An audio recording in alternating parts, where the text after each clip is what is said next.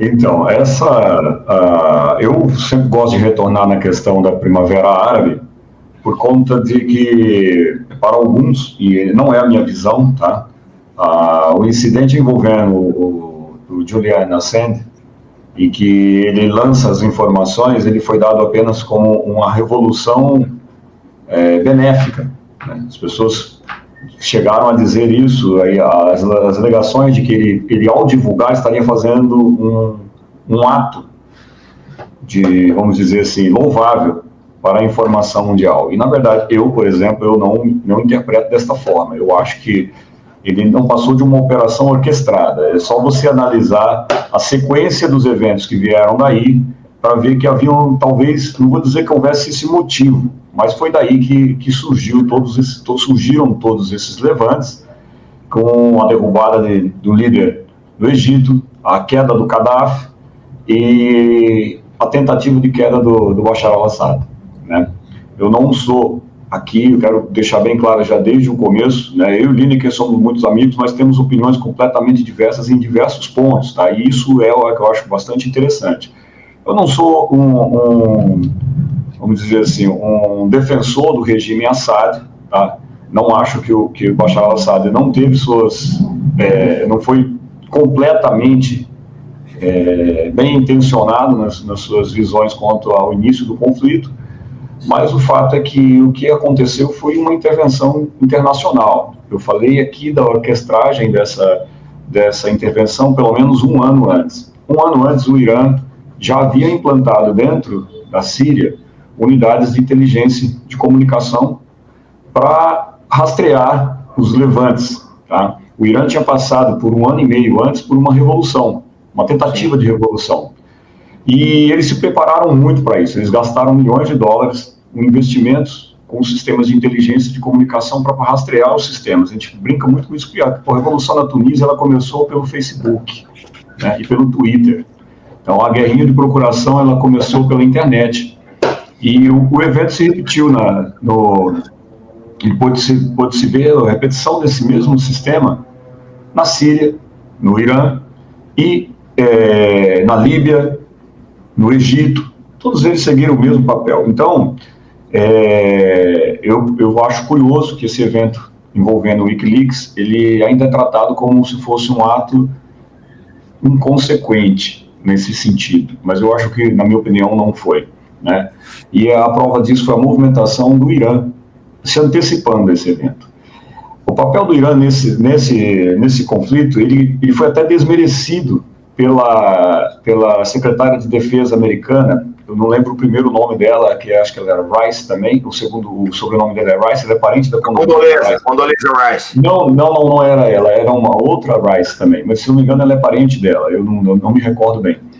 Ela chegou a desmerecer esse papel, dizendo que qualquer que fosse o envolvimento do Irã no conflito ia levar a uma ruína econômica do Irã e militar nesse campo. Tá?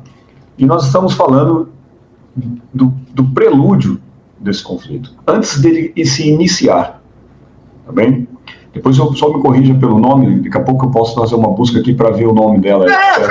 Tranquilo. Ela vai. Mas e aí, o que acontece a partir daí? Você tem manifestações populares, tá? O Lineker, certa vez, nos explicou isso de uma forma bem didática. As tensões dentro da Síria, elas antecedem 3 décadas, tá? De problemas internos que foram se acumulando. E é preciso separar bem essa questão do movimento popular para o conflito em si. Ele se inicia com uma escalada popular por lutas por direitos. Vale ressaltar aqui que o Bashar al-Assad havia flexibilizado bastante as leis.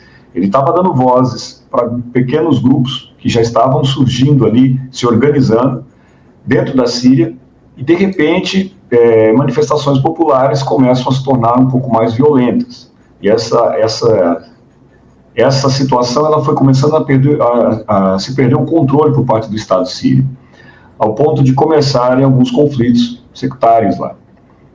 E é nesse momento que se inicia essa guerra civil.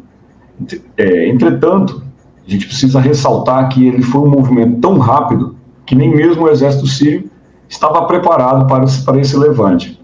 E uma das provas disso, de que eu diria que esse movimento orquestrado, né, ele foi muito bem exitoso, foi de que o Bashar al-Assad ele chegou a convocar 270 mil reservistas e ele não teve adesão sequer de nem metade deles, né? Então, em todas as regiões do país, muitos sequer se apresentaram às unidades de inscrição militar. Isso, logo no início, logo que se começam essas confrontações. Além disso, nos 3 primeiros anos do conflito civil, uma deserção em massa do exército de cerca de 50 mil homens. Isso com declarações do próprio exército sírio. Então, esta movimentação, ela passa para a gente a ideia de que ela foi muito bem feita mesmo, ela teria sido muito bem preparada. Ao mesmo momento, começaram a surgir dezenas de grupos organizados e desorganizados. A gente gosta de usar esse termo porque muitos desses pequenos grupos eles chegaram a combater entre eles. Houve casos de cidades que estavam sob o domínio de três grupos rebeldes, vamos chamar assim, rebeldes sírios, como eles são tratados na mídia ocidental, né?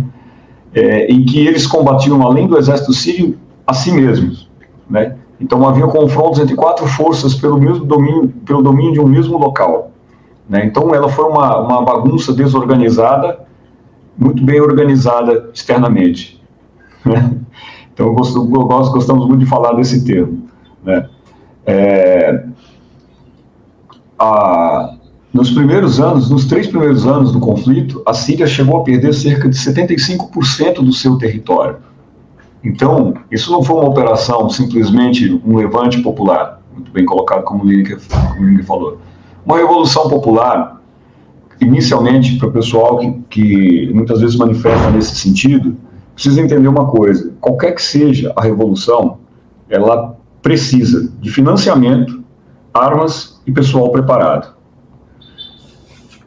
No caso da Síria, há um agravante muito maior. A população ela é subdividida em pequenos grupos, cada grupo do seu interesse, muitos deles com questões religiosas. Muito fragmentada uma sociedade que tem estruturas bem diferentes, né, que consegue conviver dentro de um regime, como é o regime do Assad.